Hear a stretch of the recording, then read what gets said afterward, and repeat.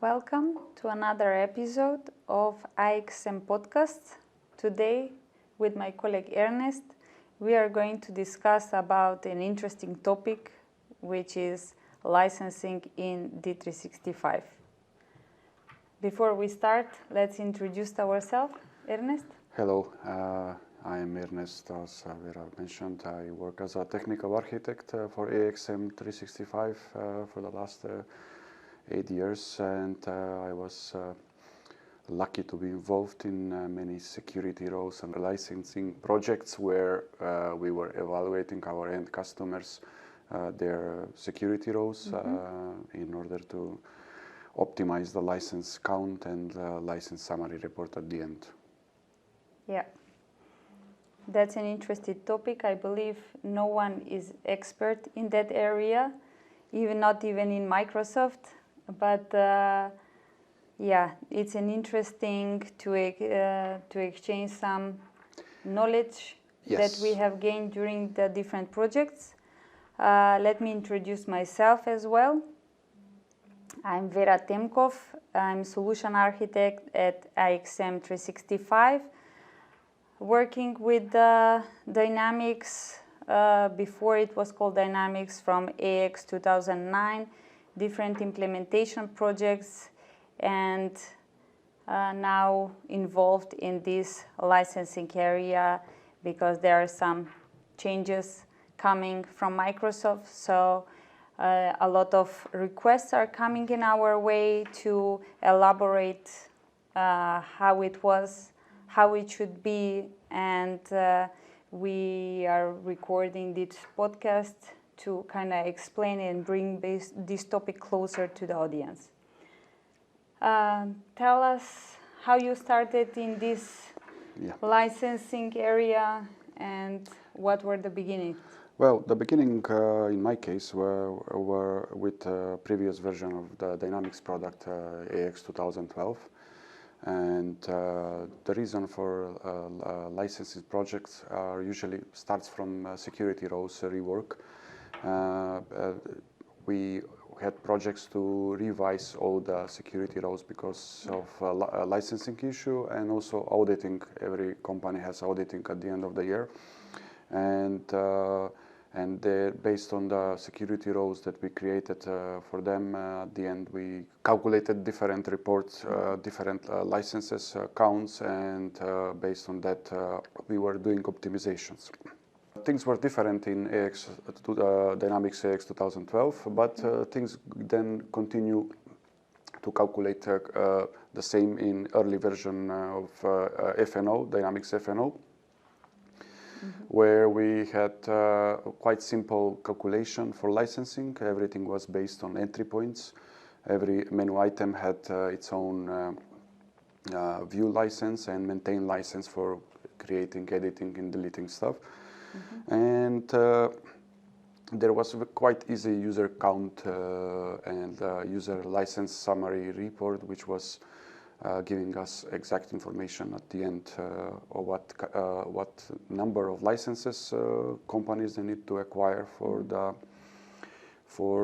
the users, and then based on that count, then we open a discussion to revise some security roles, because we realize that always customers have end users who have more than enough permissions to work on Dynamics, and then by shrinking those security roles, by creating custom roles, we were lowering the license counts, and that was interesting period. It was till October 2019, as I remember. Then long time ago? Yes, long time ago. And then Microsoft introduced another level of licensing calculation, because at the beginning it was only team member activity and operational enterprise license, but that was not enough. So they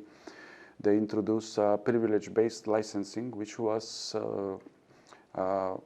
another type of licensing based on the security privilege object, which was split it into 5. As I remember, it was finance, HR, commerce, etc. And that was technically just a JSON file stored in application DLL, which was later synchronized with a SQL table, and based on that, it was calculation of license. It ended up to be a combination of entry points, menu items, and also privilege based. And based on that,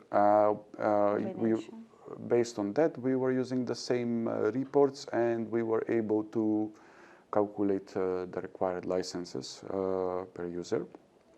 And then after some period, actually, as you know, from this year, Microsoft announced quite big changes in that area, where the licensing model enforcement and calculation is quite changed.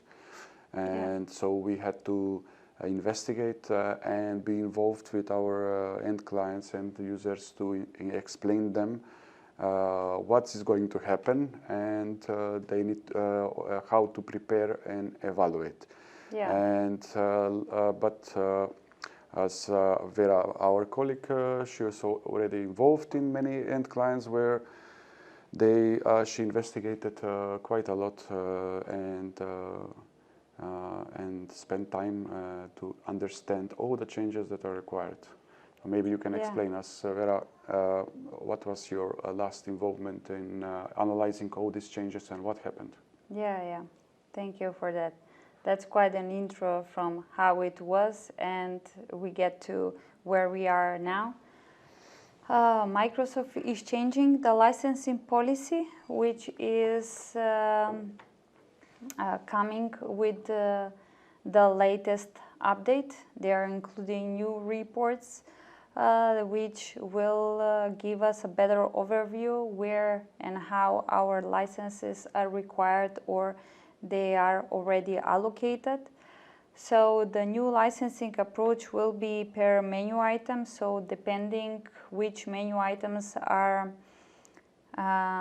assigned based on the security roles to the users, that is how we would know which license they will require to be assigned to their user. So there were some important dates published by Microsoft recently, but they are still changing those. New dates will become official. The last information was that from 15th of September, the end users will start seeing on their homepage of D365, when they open the ERP, they will see a notification in their homepage, which will say that their license is not properly assigned based on what they need to see in the system, based on what they need to access in the system, and to contact their administrator to get their compliance fully ready.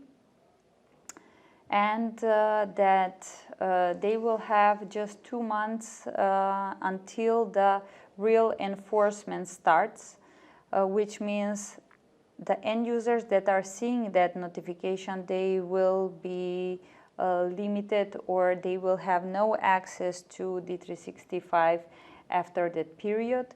The official date was 1st of November, but with the latest notification, Microsoft might kind of change that date, but we're waiting on further notice on those official dates. But let's not wait to the very end or to the enforcement. We encourage customers to start the process of the evaluation and to get in line with this licensing policy before the enforcement date comes. That's interesting. And so it's very important to notice that the end users might completely lose access in Dynamics if they don't have required license, correct? Yeah.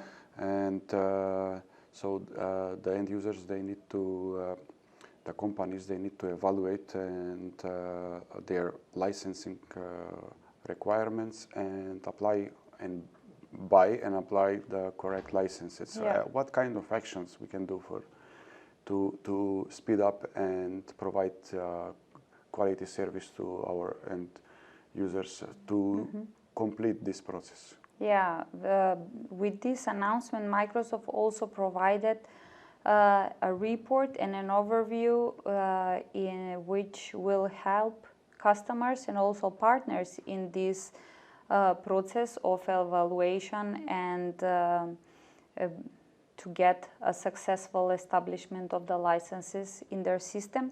So a report and an overview as well is available in Power Platform Admin Center, but it's not accessible for everyone. So the Power Platform admins can access this section. They can export that overview even in CSV and try to filter and see which users are missing several licenses and which are those. This overview is also accessible in LCS. There is a new tile, new report where they can access, and a third report which is new to help in this process is in Dynamics 365 in the security governance, but I believe you activated those. Yes, which yes, were the features that... Yes, we noticed that with the latest versions of Dynamics FNO after 33 version, 43, yes, and 43 it was a preview, but on 44 it's quite stable. Yeah. There are quite new, there are two new features regarding security. It's called security governance and also license summary usage report, which is, there are those two features. If they are activated, Microsoft provided set of forms and reports to easy the calculation and role assignment with the right and license assignment to the role.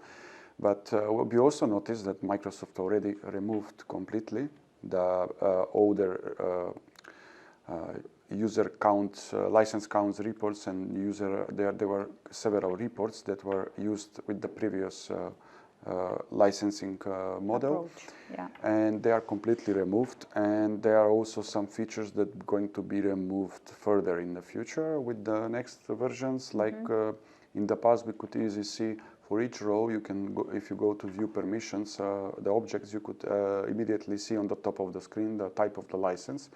That is not that is not applicable anymore, and it's not correct, and it's going to be removed.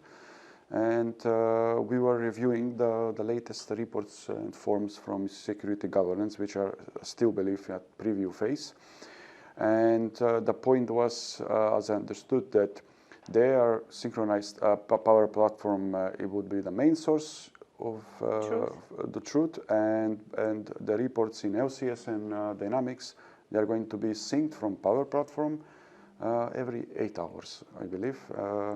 And that would mean that the users can evaluate the instance, if it's the Dynamics FNO instance, how much license they need to count, how much license are required, and also they could do some adjustments and evaluate the rows. Maybe they need to create custom rows in order to lower the license, etc. And it's interesting to mention that the latest reports that I saw in Power Platform are usually calculated based on production.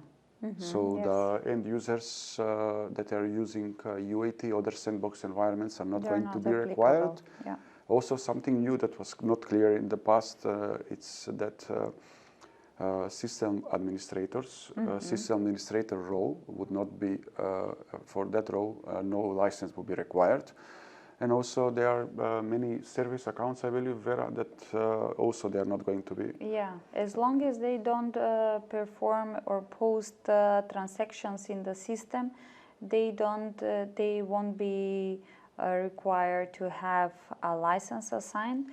with the system administrator role, they are excluded. There are several others, like the bad jobs monitoring and several others that are going to be excluded from the license consumption because they are considered as service accounts.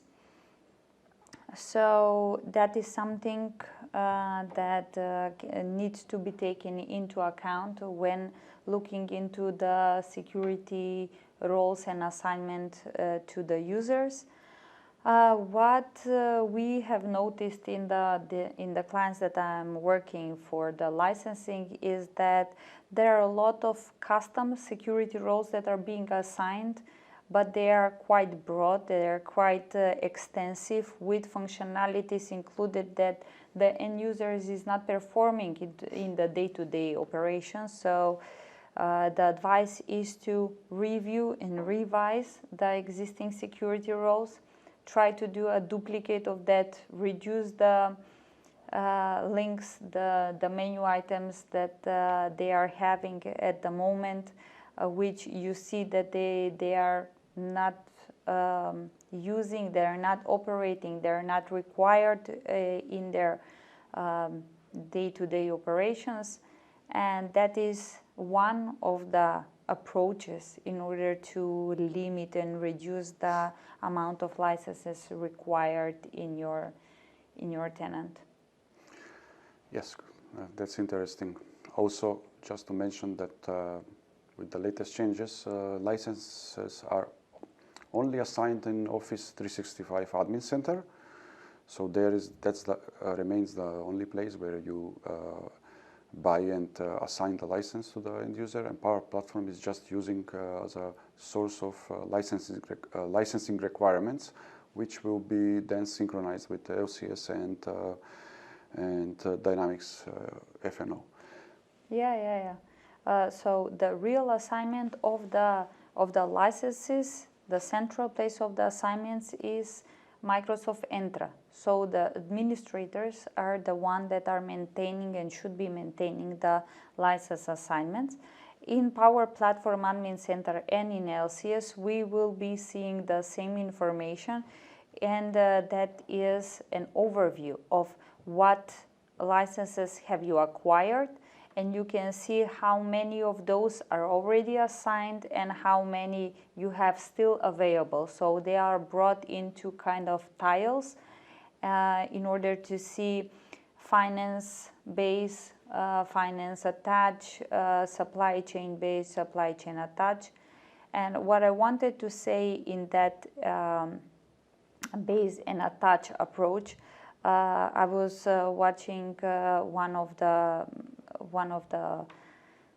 sessions in a conference where they explained very nice how this licensing can be understood is like you're booking a dinner in a restaurant. So the base license is the main dinner, the main course. You have to have a main course, so that's the base.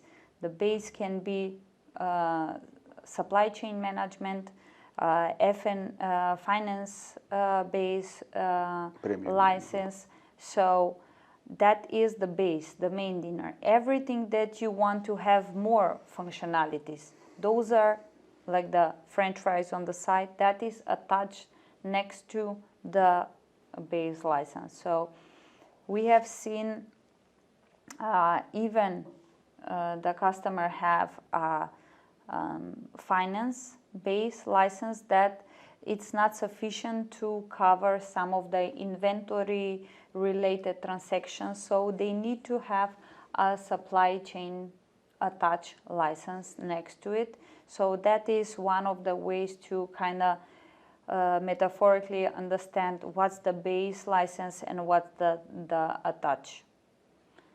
So that's interesting. And also just to mention, we had a workshop internal workshop in our company to review all the existing reports and cross-reference, and I think we have a good idea how to support our end users and our end clients to explain them which reports and how to calculate their licensing model and then we can always open the discussion of revising the security roles in order to lower the license. But you need to have first the definite number of users and the roles assigned to them to calculate the current state of their licensing model, and then we can open the discussion to revise the security roles in order to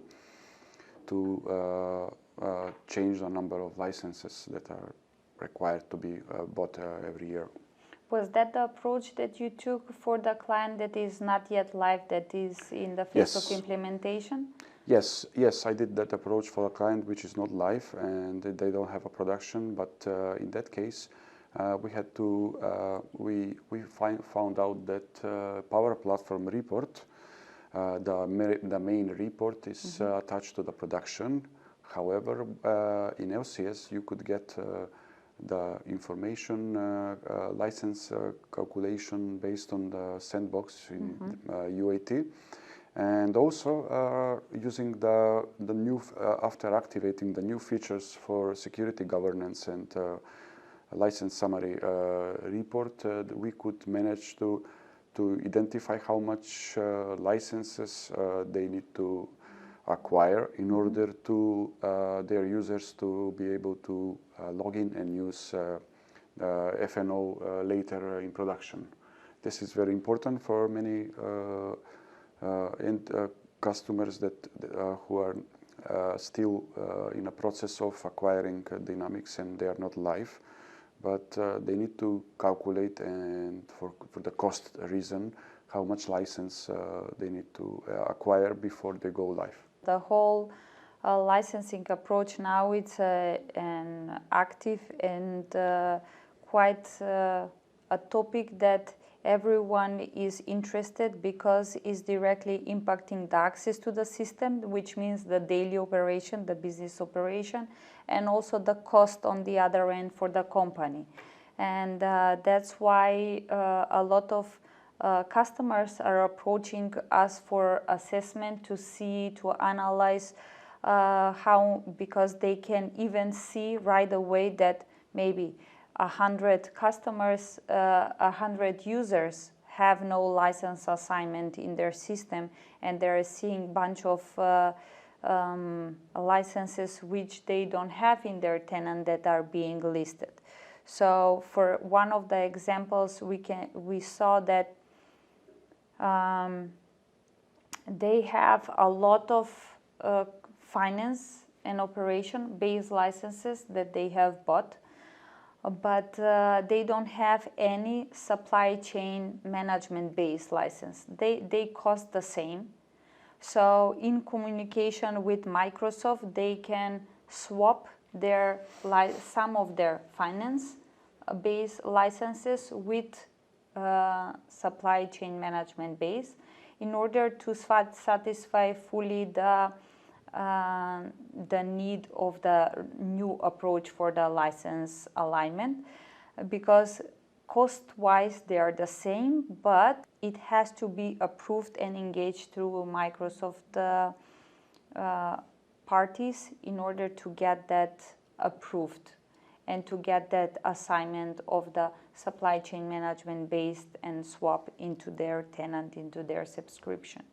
So that's why it is important to start this process earlier in the stage, to have time to do this communication, because it's not right away approach. It's not a weak approach, because you need to adjust the licenses. You need to adjust the security roles, and also the engagement from the other side, from the business, should be there. It is not something that we can do on our own. It is required to have a communication, open communication. It's a big assessment, correct? Yes. Yeah. So we need to align together in order to get to the final result and to have this alignment. And as Vera mentioned, these changes, these changes were introduced this year, and And we are all a bit, at the beginning we were confused, but over version 43 and when security governance was introduced and when we evaluated the latest reports from Microsoft, we have a good idea, but there are still some questions. For example, inactive users, they still appear that they require a license, so we need to filter out them.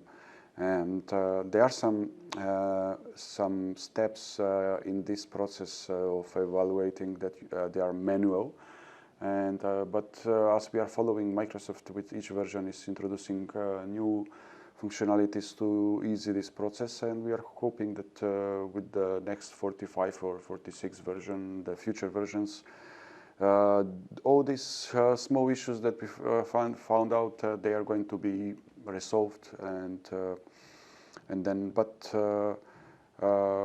till then we can evaluate the current reporting, I think. Yeah. Well, for the inactive user that you mentioned, it's just a matter of removing the security roles from their assignment. When they don't have any security roles, even that they're inactive, they won't appear in the reports.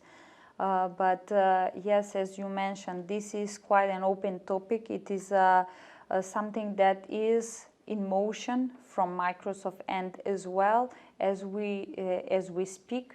So news will be announced during this week in order to see which will be the real dates that this enforcement will come, and when this notification will be there for our end customers and users.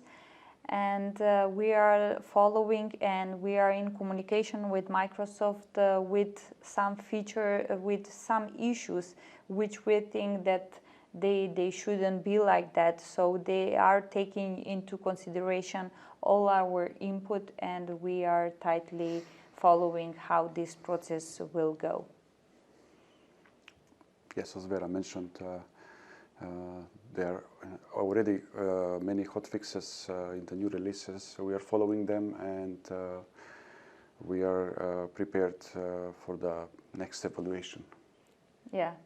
Until next time, follow AXM podcast and we'll bring the news forward. Thank you. Thank you.